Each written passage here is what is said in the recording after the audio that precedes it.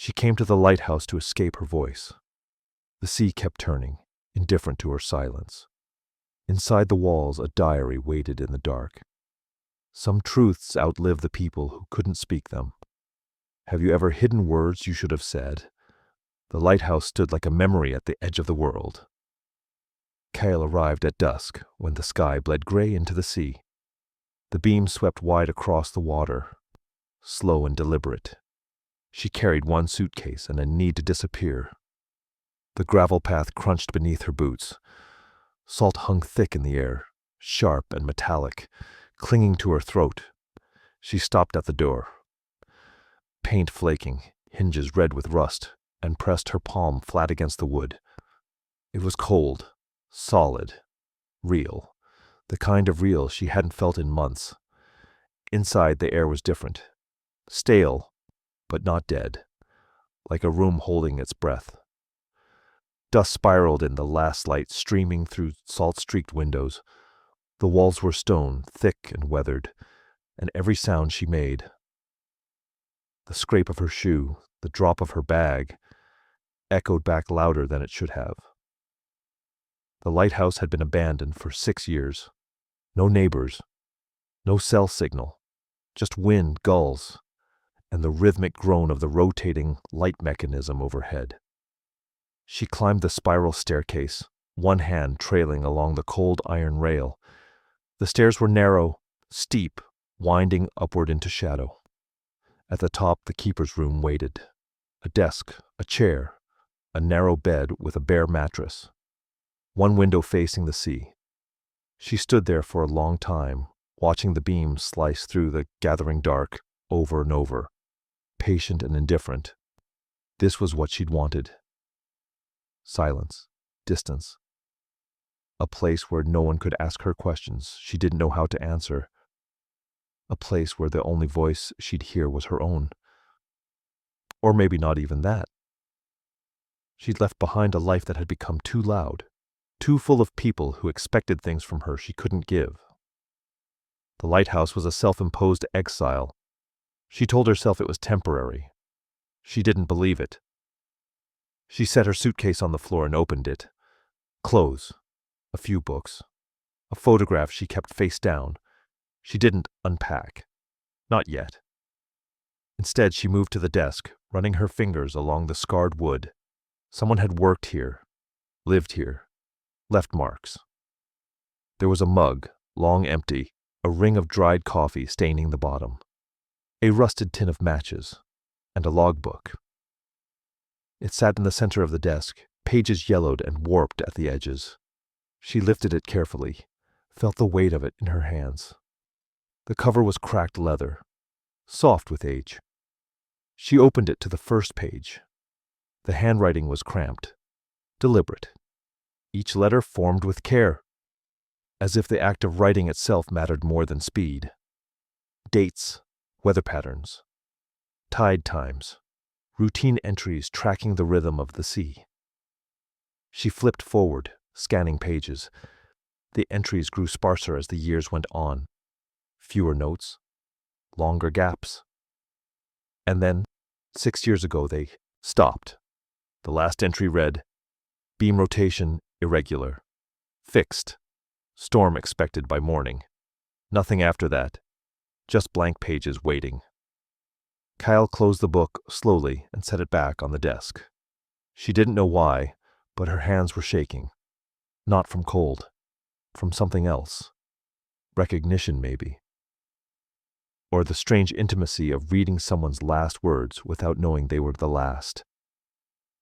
The beam passed over her window. She turned, watching the light sweep across the room, illuminating dust, shadow, the shape of her own silhouette against the glass. For a moment, she felt seen, not haunted, not watched by something malicious, just noticed. Like the lighthouse itself was acknowledging her presence, like it had been waiting. She moved to the small kitchen alcove. A single counter, a sink stained with rust, a 2-burner stove that looked older than she was. She found a candle in a drawer, half melted, and lit it with one of the matches from the tin. The flame wavered, then steadied. The smell of wax filled the room, warm and faintly sweet, cutting through the salt and dust. Outside, the wind picked up. She heard the gulls crying, distant and sharp, the rhythmic groan of the light mechanism overhead, turning, turning, turning. The sound was almost soothing, predictable. She realized she hadn't heard predictable in a long time. She sat at the desk, the candle flickering beside her, and opened the logbook again. This time she didn't read the entries. She just held it, felt the texture of the pages, the weight of someone else's routine, someone else's solitude. She wondered who they were, why they'd left, whether they'd been running too. The beam swept past again. The room went dark, then bright, then dark. She closed her eyes and listened to the sea below, crashing, pulling back, crashing again. A rhythm older than the lighthouse, older than her, older than what she was running from. She didn't know yet what she'd find here, but for the first time in months she felt like maybe she could breathe. The first 3 days passed in motion. Cale woke with the light when the beam stopped turning and the sun began to rise over the water. She didn't set an alarm. She didn't need one. The rhythm of the lighthouse was enough. She cleaned. Not because the space was unbearable, but because the act itself was soothing. Repetition. Control. She scrubbed salt from the windows until the glass was clear enough to see the horizon without distortion. She oiled the hinges on the door until they stopped groaning. She replaced burnt-out bulbs in the stairwell, one by one, climbing and descending until her legs ached and her hands smelled like metal and dust. It felt good, purposeful, like she was earning the space, paying rent to the past in small acts of restoration. The logbook stayed on the desk. She passed it every time she moved through the keeper's room, and each time she felt the pull to open it again. Sometimes she did. She'd read an entry or two. Notes about wind speed, visibility, the occasional ship passing in the night. The handwriting never changed. Steady, careful, the kind of writing that came from someone who had time and chose to use it deliberately. On the second day, she found a rusted compass in the drawer beneath the desk. The glass was cracked, the needle stuck pointing northeast, but when she held it in her palm, it felt warm, like it had been waiting. She set it on the windowsill next to the candle. In the kitchen alcove, she discovered a tin of tea, the leaves so old they'd hardened into a solid mass. She pried the lid open, and the smell hit her immediately. Bergamot. Faint, but unmistakable. She wondered if the keeper had drunk it every morning, standing at the window, watching the light fade into day. She wondered if they'd been alone by choice or circumstance. She found nautical charts rolled and tucked into a wooden crate near the staircase. When she unrolled them, the paper crackled, brittle at the edges. The coastline was mapped in meticulous detail. Rocks, currents, shallow water marked in red ink. Someone had studied this place, lived inside its rhythms, understood its dangers. Everything she touched felt intentional, placed with care. A life lived deliberately, not desperately. On the third day, she spoke aloud for the first time. "Okay," she said, standing at the base of the spiral staircase, hands on her hips. "Let's see what else you're hiding." Her voice sounded strange in the space, too loud, too human, but it didn't echo back the way she expected. It just settled, like the lighthouse absorbed it. She climbed the stairs slowly, running her hand along the stone wall. Halfway up, she noticed a panel that looked slightly off. The wood darker, the edges uneven. She pressed her palm against it. It shifted, just a little, loose. She hesitated, then pushed harder. The panel gave way, sliding inward, with a dry scrape. Behind it, a hollow space, and inside that space, a book. She reached in carefully, her fingers brushing leather, cool and soft, worn smooth by time. She pulled it free and held it in both hands, her heart beating faster than it should have. It was smaller than the logbook, more personal, a diary. She opened it to the first page.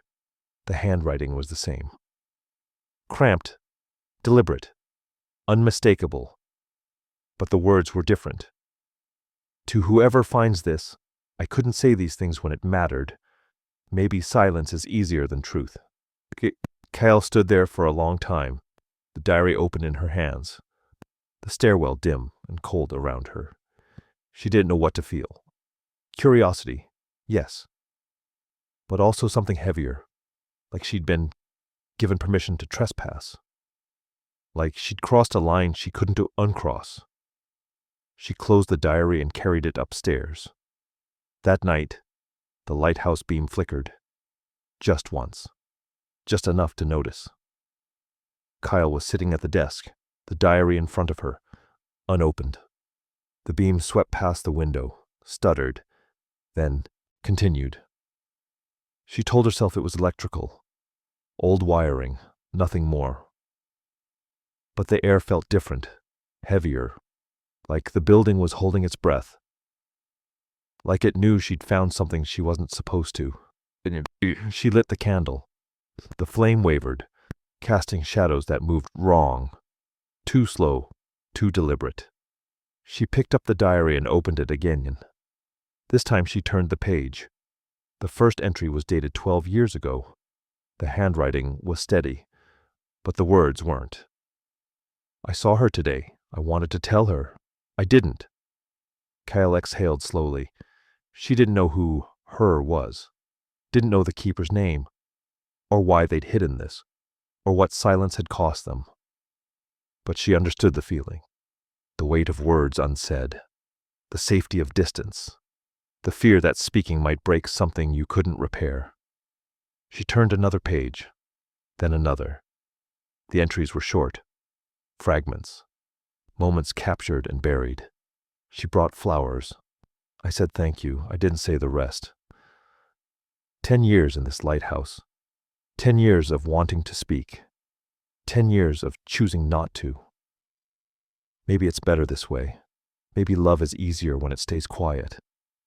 Kyle closed the diary and set it down. Her hands were shaking, not from cold, from recognition. Outside the sea roared. The beam turned. The wind pressed against the glass. And somewhere in the walls, the lighthouse groaned. Soft, low, inevitable. She picked up the diary again. This time she didn't stop reading. She read through the night, not all of it. The diary wasn't long, maybe 60 pages, and many were blank. But what was there felt vast, heavy. Like each entry carried more weight than the words themselves could hold. The keeper's name was Oren. She learned that in the third entry, written casually, almost as an afterthought. 12 years at Vale Point. 12 years, and I still don't know if I chose this place or if it chose me. Oren. He wrote about the sea, the way fog rolled in, so thick you couldn't see the rocks below, the way light cut through it, sharp and clean, like the world was being born again every morning. He wrote about the isolation. Not with bitterness, but with something closer to reverence. Like solitude was a gift he'd been given and didn't want to waste. But between the lines, Cale felt something else. Loneliness. Longing. The kind that doesn't announce itself, just seeps into every sentence, quiet and persistent. She turned the page. Her hands were cold. The candle had burned low, wax pooling at the base, and the beam outside kept turning, steady and indifferent. Misa visited today, brought bread and asked if I needed anything from town. I said no. I wanted to say yes. I wanted to say stay. M. The letter appeared again, 2 pages later. Then again. Then again. Always brief. Always restrained. M. Laughed at something I said. I didn't realize I could still make someone laugh. She stayed for tea. We talked about nothing. It felt like everything. I wanted to tell her. I didn't. Kyle read the words aloud without meaning to. Soft. Testing them in her own voice. They felt familiar. Too familiar. She closed the diary and pressed her palms flat against the desk, trying to slow her breathing. She recognized this. The paralysis. The careful distance. The belief that silence was safer than honesty. That wanting something didn't mean you deserved to ask for it. She'd come to the lighthouse for the same reason Oren had stayed. To hide. To wait. To let the noise of the world fade until all that was left was the sound of the sea and the turning of the light. She opened the diary again. This time she didn't stop. The entries spanned years. Oren never used M's full name, never explained who she was or why she visited. But the pattern was clear. She came every few weeks, sometimes more, sometimes less. And every time, Oren wrote about her the way people write about weather, inevitable, beautiful, beyond control. M asked if I was lonely. I lied. She said I should come to town more often. I said maybe. I won't. 10 years in this lighthouse, 10 years of wanting to speak, 10 years of choosing not to. Cale's throat tightened. She set the diary down and stood, moving to the window. The beam swept past, illuminating the water below. Dark, restless, endless. She pressed her forehead against the cold glass and exhaled slowly. Her breath fogged the surface, then faded. She'd left someone behind too, not in the same way, not with the same silence, but close enough. Close enough that reading Oren's words felt like looking into a mirror she'd been avoiding for months. She returned to the desk, turned another page, and stopped. A photograph had slipped free from between the pages, landing face up on the desk. She picked it up carefully, holding it by the edges. A woman, standing at the lighthouse door, smiling. She was younger than Kyle expected, maybe in her 40s when the photo was taken. Dark hair pulled back, eyes warm. She held a wicker basket in one hand, and the sunlight behind her made her look like she was glowing.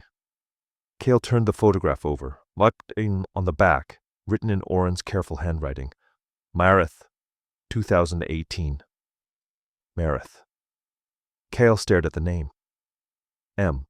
Not a stranger, not a symbol. A real person. Someone who'd stood where Cale was standing now. Someone who'd brought bread and tea and laughter into this cold, isolated place. Someone Oren had loved and never told.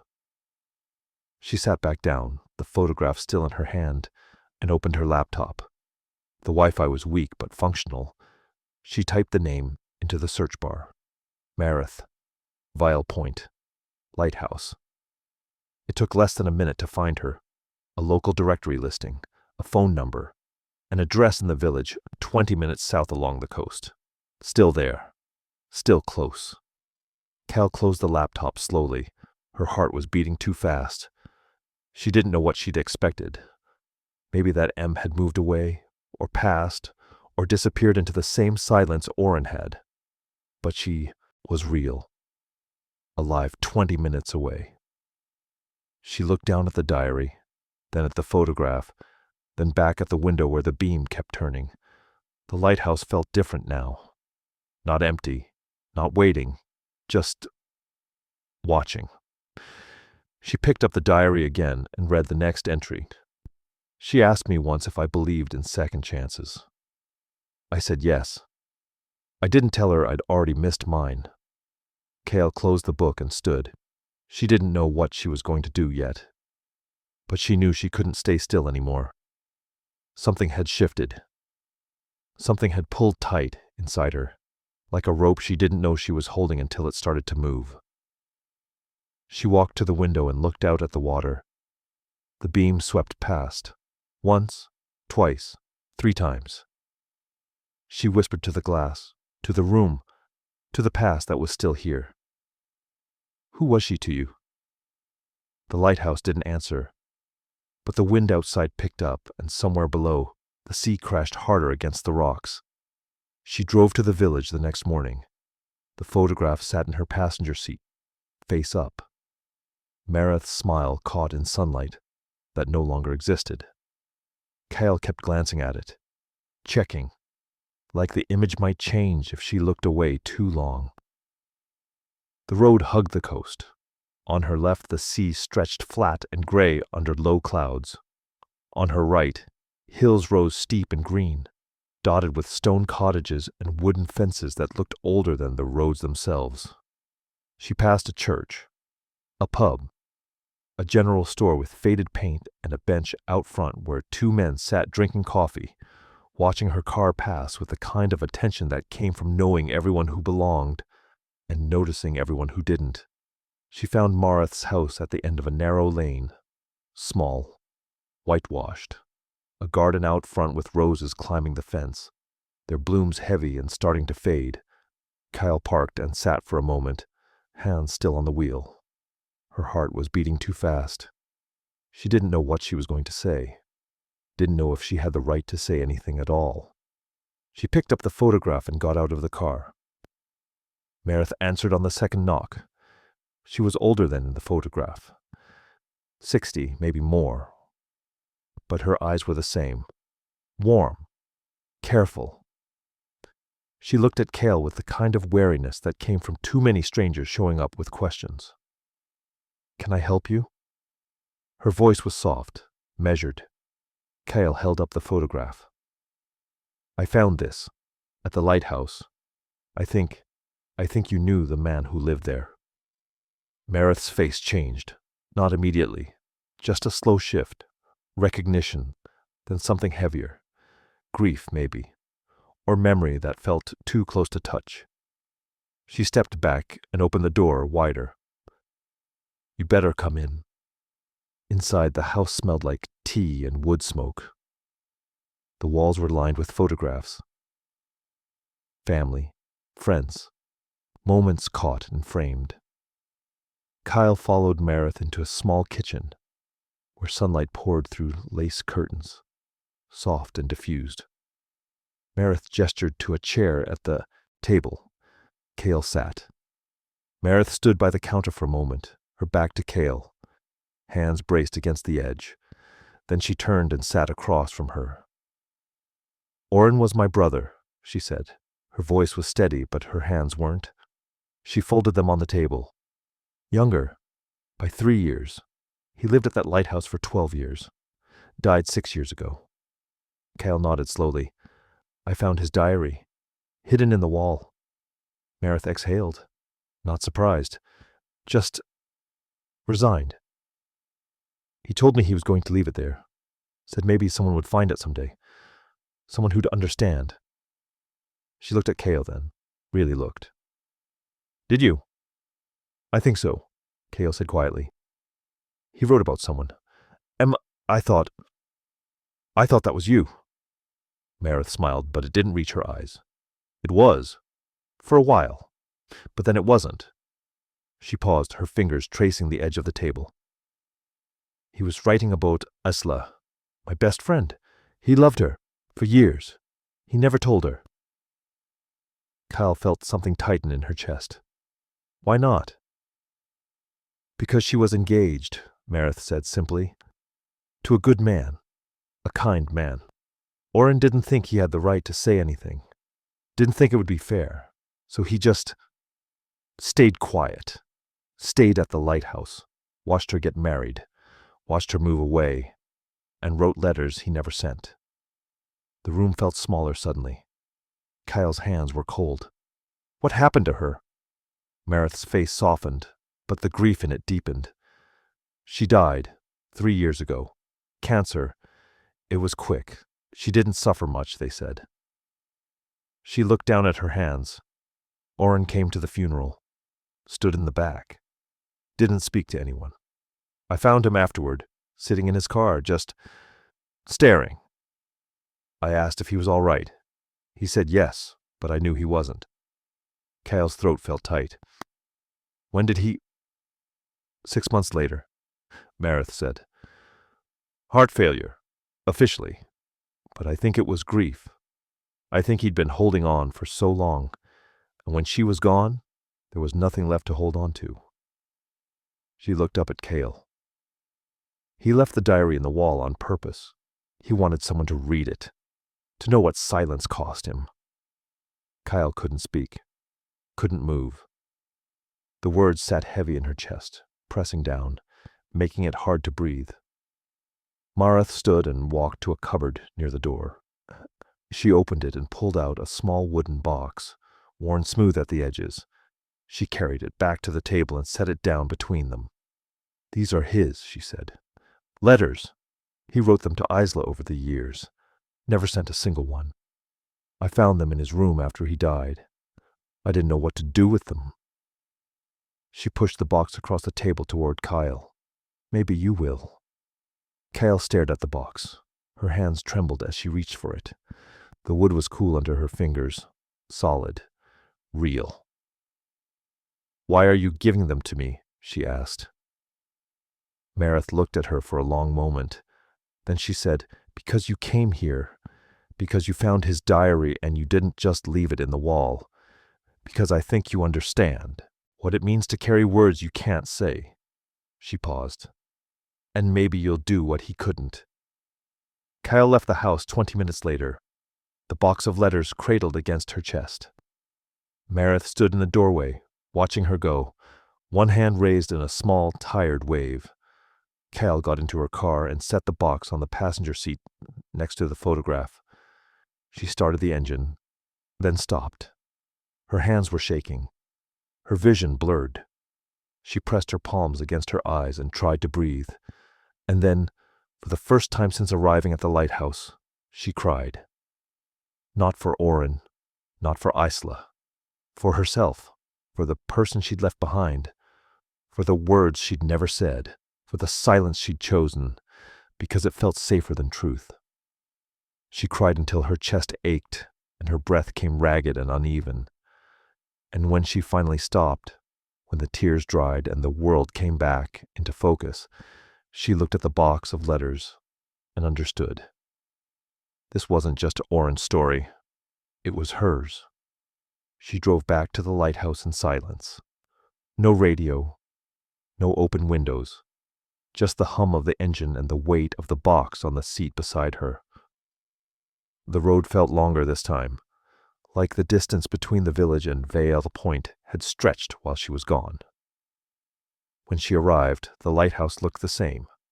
Stone, solid, indifferent. But it felt different, like it had been waiting for her to come back with the truth. She carried the box inside and set it on the desk next to the diary. For a long time, she just stood there, staring at it. The wood was dark, almost black in the places where hands had touched it over the years. Oren's hands, Marith's, now hers. She sat down, opened the lid. The letters were bundled in stacks, tied with twine that had gone brittle with age. She lifted the first bundle carefully and untied it. The paper was thin, yellowed, covered in Oren's careful handwriting. She unfolded the first letter and began to read.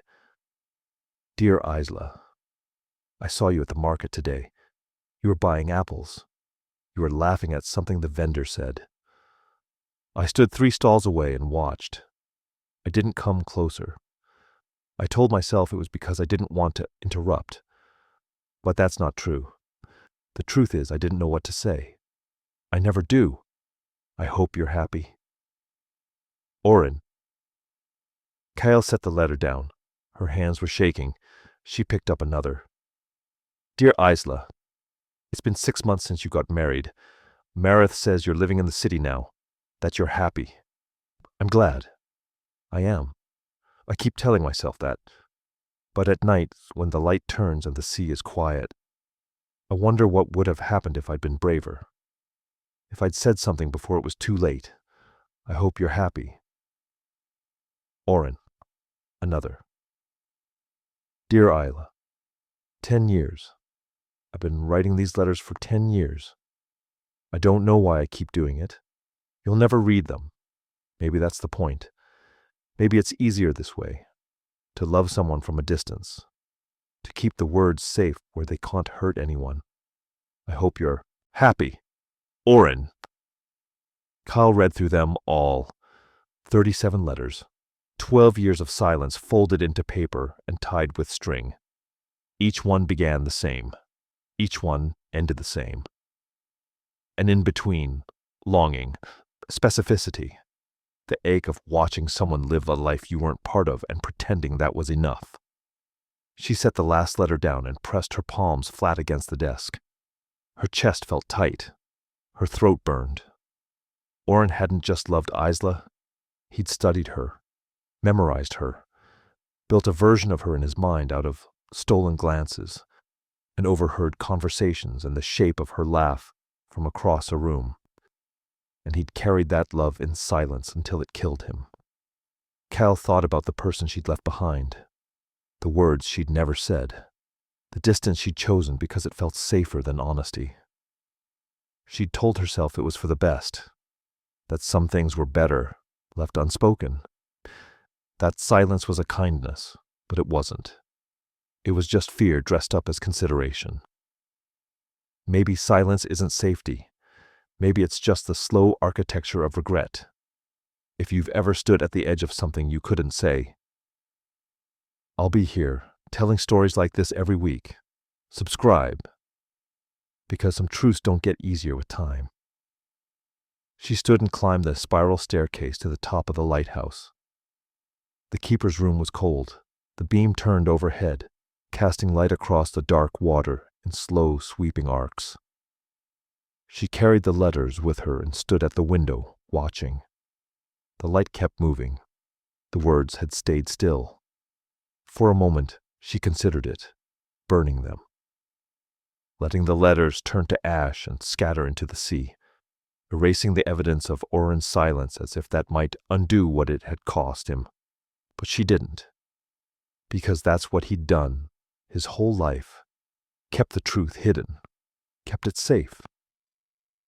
And it hadn't saved him. It had buried him. She set the letters on the desk and pulled out a blank sheet of paper. Her hand hovered over it for a long time. Then she began to write. I don't know if you'll read this. I don't know if I'll send it. But I need to say it anyway, even if it's just to the air, even if it's just to prove to myself that I can. She wrote slowly, deliberately, the way Oren had written. But where his words had stayed hidden, hers would go out into the world. She didn't know what would happen after that. Didn't know if it would fix anything. But at least it would be said. At least it would be true. She wrote through the night, and when she was finished, when the sky outside began to lighten, and the beam overhead slowed to a stop, she folded the letter and set it beside Oren's. 2 people, 2 silences, one breaking. The lighthouse groaned softly, the way old buildings do when they settle. Kyle closed her eyes and listened to the sea below. It sounded different now, not threatening, not indifferent, just constant. She picked up her letter and held it against her chest. Her heart was beating too fast. Her hands were cold, but she felt something she hadn't felt in months. Ready. She waited until morning, not because she needed the light, but because what she was about to do felt too fragile for darkness, too sacred for the turning beam and the groaning walls. It needed daylight, witness, the world awake. She folded her letter carefully, the creases sharp and deliberate. Then she gathered Oren's letters, all 37 of them, tied in their brittle twine, and placed them in the box. She carried both down the spiral staircase, her footsteps echoing louder than they should have. At the door, she paused, looked back at the keeper's room. The desk, the logbook still open to Oren's last entry. The candle burned down to nothing. She didn't say goodbye. She just left. The drive to the village felt different this time. The road didn't stretch. The hills didn't loom. The sea on her left was gray but calm, its surface smooth as glass.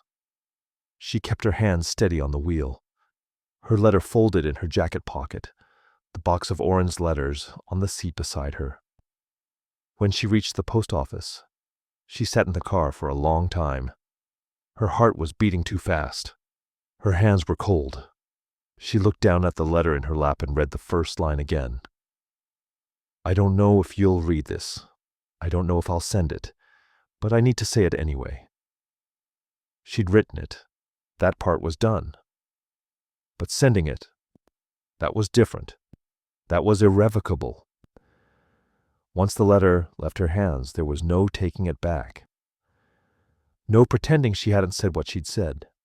No safety in silence anymore. She thought about Oren.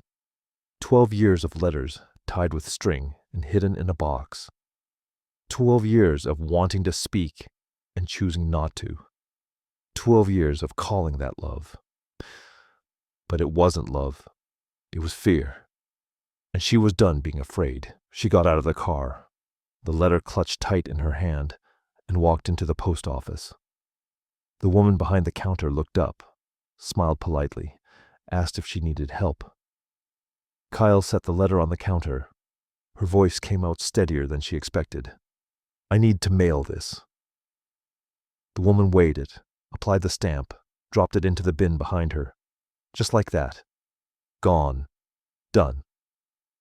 Sent. Kyle stood there for a moment, staring at the empty counter. Her hands were shaking now, not from fear, from release, like she'd been holding her breath for months and had finally exhaled. She drove to Mareth's house next. The roses in the garden were still heavy, still fading. Mareth answered the door, wearing the same careful expression as before. Warm but wary. When she saw Cale holding the box, her expression changed. You read them, she said quietly. Cale nodded. All of them. Mareth stepped back, opened the door wider. Cale followed her into the kitchen. The sunlight was softer this time, diffused through clouds. Mareth gestured to the table.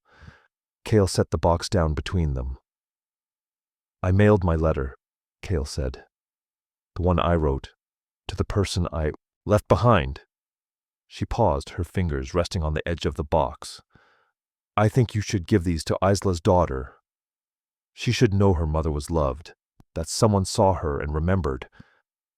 Mareth's eyes filled, but she didn't cry. She just nodded, her hand reaching across the table to touch the box.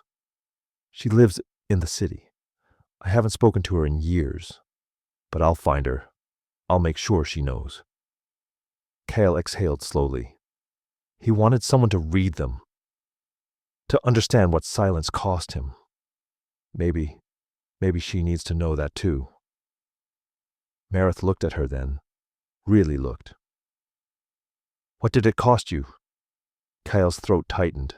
She thought about the person she'd left behind, the words she'd never said, the months she'd spent at the Lighthouse, hiding in beautiful isolation and calling it healing.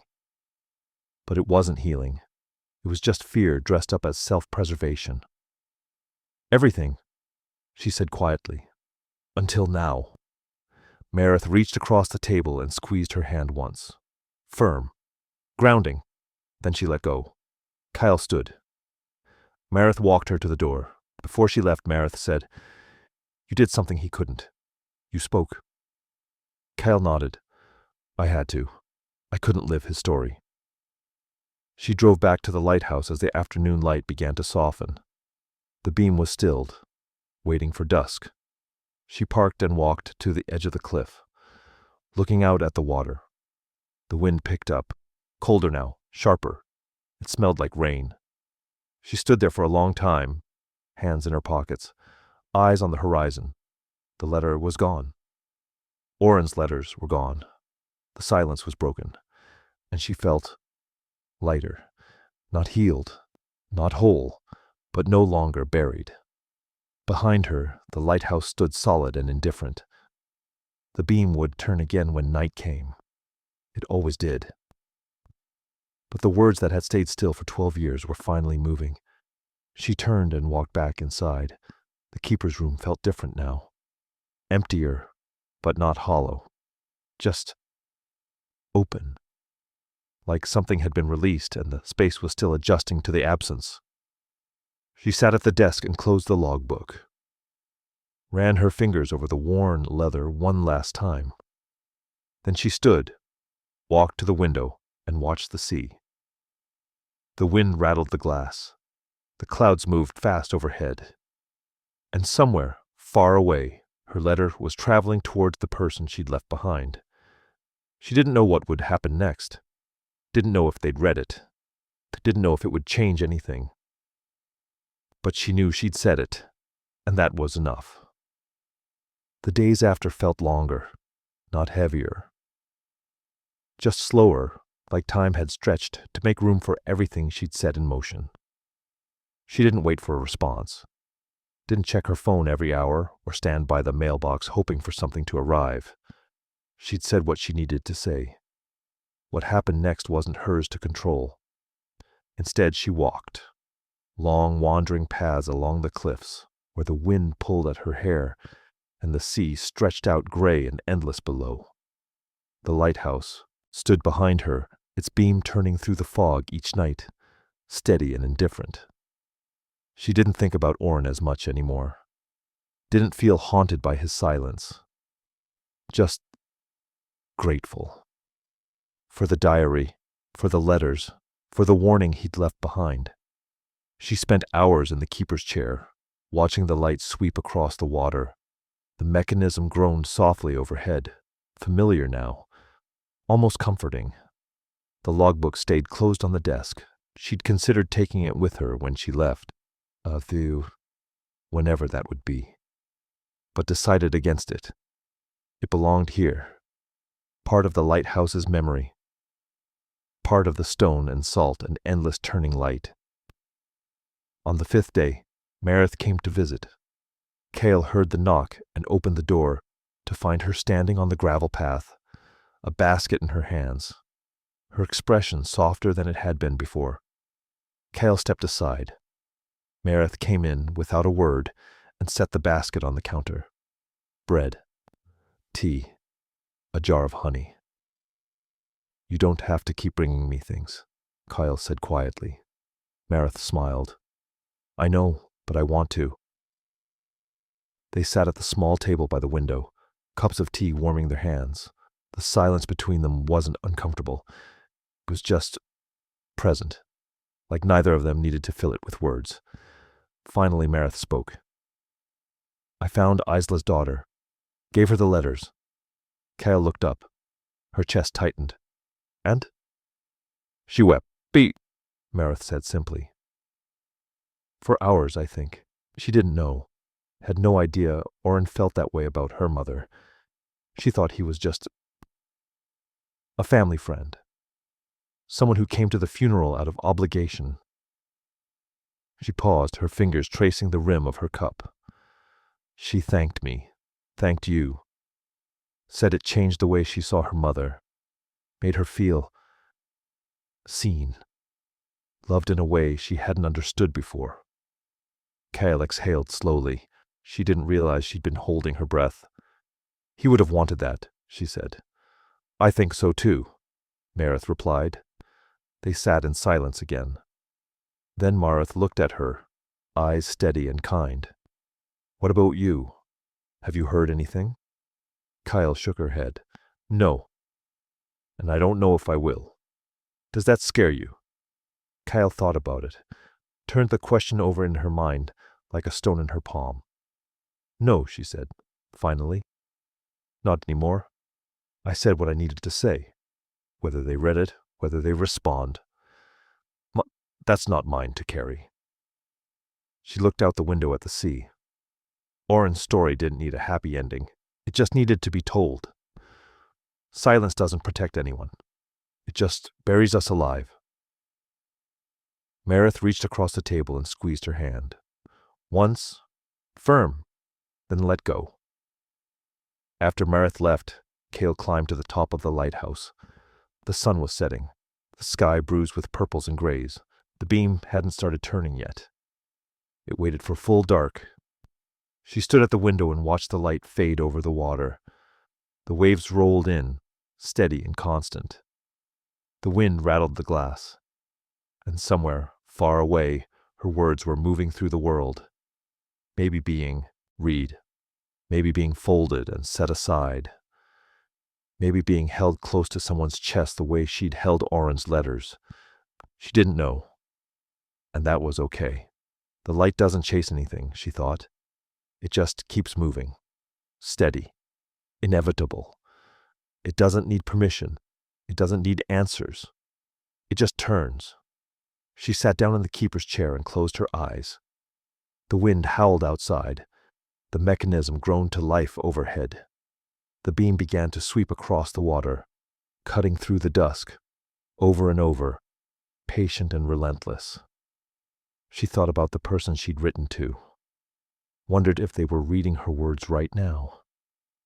Wondered if they were angry or relieved or heartbroken. Wondered if they'd ever write back. She hoped they would, but she could live with it if they didn't. Because she'd done the thing Oren never could. She'd spoken. She'd sent the words into the world instead of hiding them in a wall. And whether or not they changed anything, whether or not they were received the way she hoped, she'd tried. She'd been honest.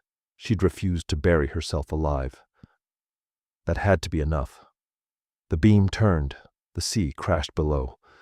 The sky deepened to black. And Kyle sat in the keeper's chair, eyes open now, watching the light move across the water. Not waiting for anything. Not running from anything. Just here. Present. Alive. The lighthouse groaned softly, the way old buildings do when they settle into night. She reached out and touched the wall beside her. The stone was cold and solid under her palm. "Thank you," she whispered. The lighthouse didn't answer, but the beam kept turning, and that felt like enough. She woke to soft light. Not the beam. That had stopped hours ago. This was morning, pale and gentle, filtering through the salt-streaked glass, turning the keeper's room gold at the edges. She lay still for a moment, listening. The sea was calm. The wind had dropped. The lighthouse was silent except for the creak of old wood settling and the distant cry of gulls circling the cliffs. She got up slowly, dressed, and walked outside. The air was cool and clean, carrying the smell of salt and wet stone. The path to the lighthouse was overgrown with wild grass and weeds, tough and stubborn in the thin soil. She stood there for a moment, looking at it. Then she walked back inside and found a pair of gardening gloves in the cupboard beneath the stairs. Meredith had left them weeks ago, along with a small trowel and a packet of wildflower seeds. She knelt at the edge of the path and began to dig. The soil was rocky and hard, but she worked slowly, loosening the earth, clearing space.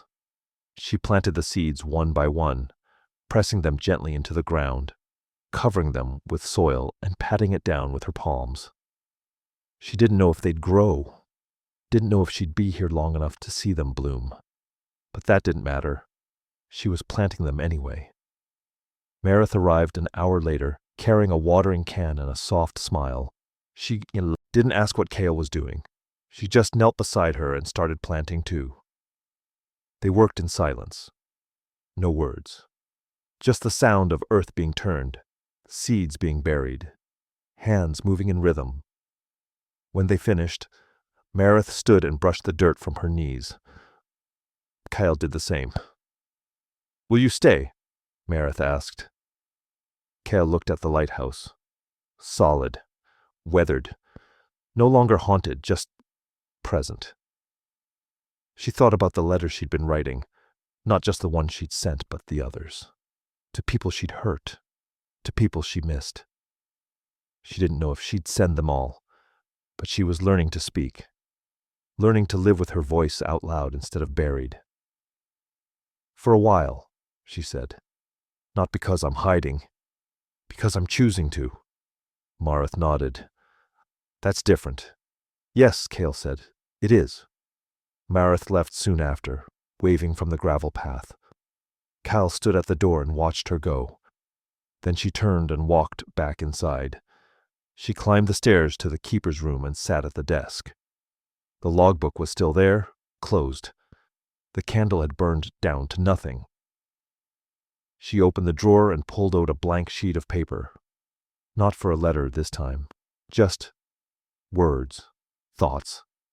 The kind of writing that wasn't for anyone but herself.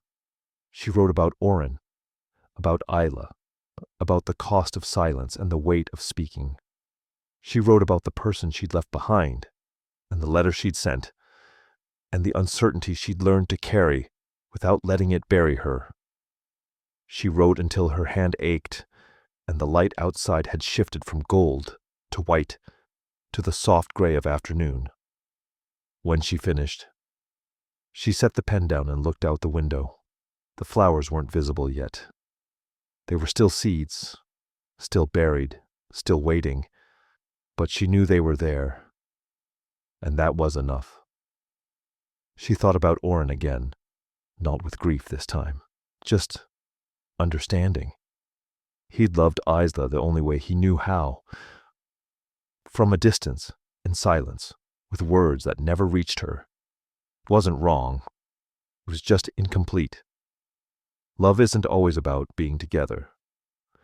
Sometimes it's about being honest, about letting someone know they mattered, even if the timing was wrong or the outcome uncertain.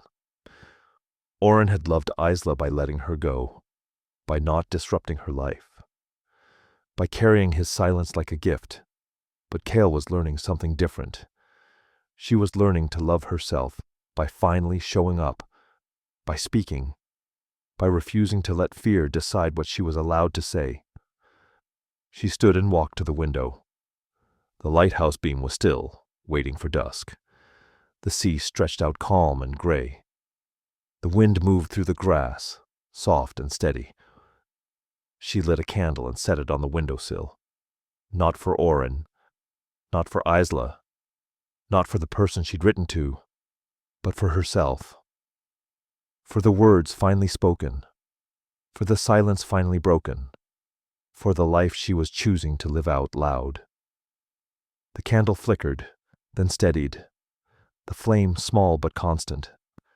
She thought about the beam, about how it turned every night, sweeping light across the water, whether anyone was watching or not. It didn't wait for permission. It didn't need validation. It just moved, steady, inevitable. We all carried lighthouses inside us, she thought. Some of us just forget to turn them on. But the light is always there, waiting, ready, inevitable. She looked out at the sea one last time. The waves kept their rhythm. The gulls circled. The wildflower seeds waited beneath the soil. And Cale stood at the window, candle burning beside her, and didn't flinch at the sound.